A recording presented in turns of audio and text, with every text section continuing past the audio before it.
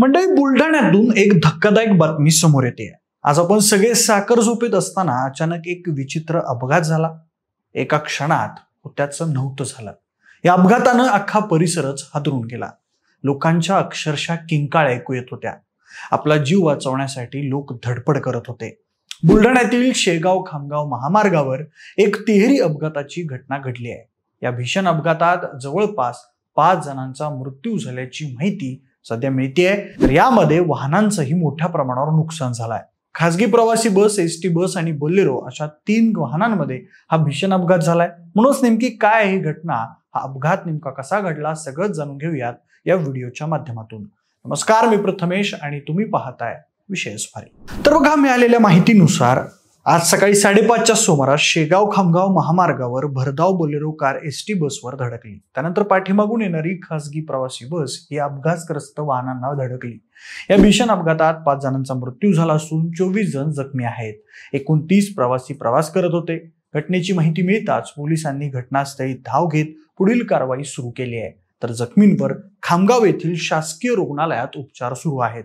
अपघातातील भरधाव बोलेरो गाडी ही शेगावकडून कोल्हापूरकडे जात होती। याच वेळी जयपूर लांडे फाट्याजवळ ब्रह्मांड नायक हॉटेलजवळ एक एसटी महामंडळाची बस जी की पुण्याकडून परतवाडाकडे जात होती, त्या बोलेरो गाडीला धडकली। अशातच त्याच वेळेला एक खासगी प्रवासी वाहतूक बस देखील या 2 अपघातग्रस्त वाहनांना धडकली। हा अपघात इतका भीषण होता की यात जागेवरच 4 जणांचा मृत्यू झाला, तर रुग्णालयात एकाचा मृत्यू झाला। 24 जण जखमी झालेत, तर 7 जणांची प्रकृती अजूनही गंभीर असल्याची माहिती पुढे आली आहे।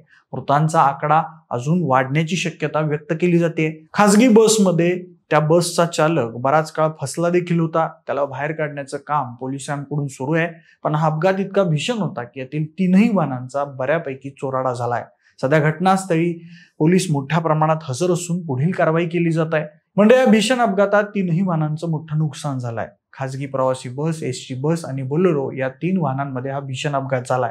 जखमींपैकी काहींची प्रकृती अजूनही चिंताजनक असल्यानं त्यांना उच्चस्तरीय उपचारासाठी बुलढाणा आणि इतर मोठ्या रुग्णालयात हलवण्यात आलाय। अपघाताची माहिती मिळताच स्थानिक पोलिसांनी घटनास्थळी धाव घेतली आणि वाहतूक नियंत्रणात आणण्याचं काम सुरू केलं।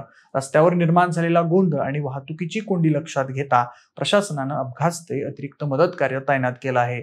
अपघाताचं खरं कारण अद्याप स्पष्ट झालं नसलं तरी वेग आणि निष्काळजीपणामुळे ही दुर्घटना घडली असावी असा अंदाज व्यक्त केला जात आहे। संबंधित वाहन चालकांवर गुन्हा दाखल करण्याची प्रक्रिया सुरू झाली आहे असं समजतंय। खामगाव शेगाव मार्गावर यापूर्वीही अशा अपघातांच्या घटना घडल्या आहेत। वेगावर नियंत्रण आणि वाहन चालकांची निष्काळजी आणि वाहतूक नियमांचं पालन न केल्यानं असे भीषण अपघात घडत असतात। प्रशासनानं या मार्गावर अधिक सुरक्षा उपाययोजना करण्याची गरज आहे अशी मागणी आता स्थानिक नागरिकांकडून होत आहे। म्हणजे याशिवाय बुलढाणा जिल्ह्यातील समृद्धी महामार्गावर NH 320 जवळील एका पुलावर लोखंडी रॉडचा तुकडा तुटून महामार्गावर आल्यानं रात्रीच्या वेळी जवळपास 8 वाहनांची टायर फुटली आहेत। हा लोखंडी तुकडा तुटून पुलाच्या वर आल्यानं यावर भरधाव वाहनं धडकल्यानं अनेक वाहनांची समोरची दोन्ही टायर्स फुटल्यानं रात्रीच्या वेळेस वाहनधारक रस्त्यात अडकून पडले होते। समृद्धी महामार्ग प्रशासन व कंट्रोल रूमला या अडकलेल्या वाहनधारकांनी फोन केल्यावरही जवळपास 1 तास होऊन देखील या वाहनधारकांना मदत मिळाली नाही। विशेष म्हणजे कालच समृद्धी महामार्ग मार्गावरील टोल हा 19% वाढवण्यात आलाय।